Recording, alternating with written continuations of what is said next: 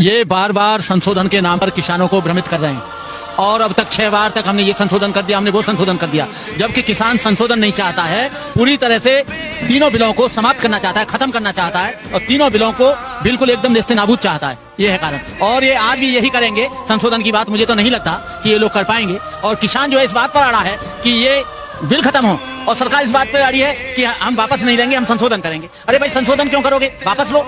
जब किसान चाहता ही नहीं है उस बिल को, और किसानों की बगैर मर्जी के आप मुझे खाना दे रहे हो, मैं खाना नहीं चाहता हूं, तो आप किसको खिलाएंगे? वो जबरदस्ती हमारे मुंह में घुसेड़ना चाहता है। हम लोग बीच का रास्ता निकालना चाह रहे हैं। हम लोग हिंसा के पक्ष में नहीं है, क्योंकि देश बनाने वाले हम हैं, देश को खाना खिलाने वाले हम हैं, तो हम नहीं चाहते कि देश में हिंसा फैले। इसलिए मैं बार बार वार्ता के लिए उनके बीच में जा रहा हूँ। लेकिन ये तानाशाही सरकार किसानों की सुनने वाली नहीं है, क्योंकि ये बड़े लोगों के हाथों बिक चुकी है, मुझे पूरा विश्वास है। लेकिन आज नहीं कल ये सरकार झुकेगी और किसानों के दरवाजे के सामने मत्था टेकेगी, मुझे पूरा विश्वास है। देखो भाई, ये जुमलेबाज हैं, झूठ बोल के सत्ता में आए, झूठ बोल के इन्होंने संसद की कुर्सी हथियाई।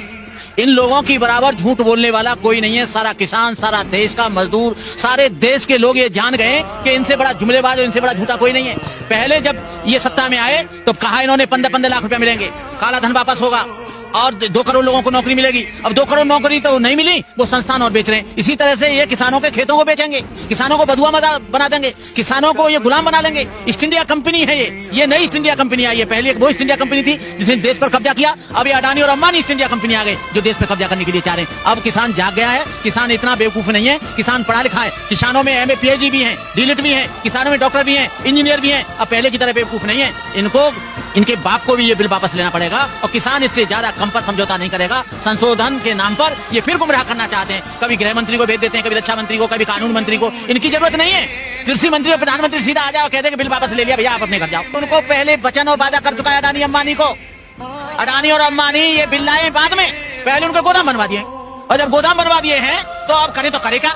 गले में हड्डी ऐसी फंसी है, यदि वापस लेते हैं तो दोनों पूंजीपति घराने नाराज, और नहीं वापस लेते हैं तो इधर किसान नाराज। अब उसको कोई रास्ता दिखाई नहीं दे रहा है। इसने तो ये सोचा था कि किसान बेवकूफ है, मान जाएगा, और किसान तो ऐसा है कि उसको कैसे भी भरमा दो। लेकिन किसान जब उठ खड़ा हुआ, 3 महीने से पंजाब में आंदोलन चला, अब उत्तर प्रदेश में आंदोलन चल रहा है, मध्य प्रदेश में आंदोलन चल रहा है, बिहार में आंदोलन चल रहा है, हरियाणा में आंदोलन चल रहा है। पूरे जब देश के किसान जाग गए तब इनको पता लगा कि मैंने तो बेकार इनके गोदाम बनवा दिए। अब गोदाम बना दिए उनके अरबों रुपए के, तो अब क्या करेंगे कि यदि ये वापस बिल लेता है तो इसको रुपया नहीं देंगे वो इलेक्शन लड़ने के लिए, और रुपया नहीं देंगे तो सत्ता में कैसे आएंगे? तो ये चक्कर है। सुना, अभी EVM खत्म हो जाए, ये कल सत्ता में हट जाएंगे, दूसरे लोग आ जाएंगे। ये EVM भी बड़ा खतरनाक है। यही बच्चा देता है राजनीति का, यही कुर्सी और MP पैदा करता है, कोई वोट इनको नहीं देता है। तो ये कारण है भैया, क्या करें? अब फंस गए ये चक्कर में। ये जो बिल ला रहा है, इसे कौन कह रहा है? तू बिल्ला नहीं, मैं पूछ रहा हूँ, किसने कहा? जबरदस्ती बिल पे ले जा रहा है।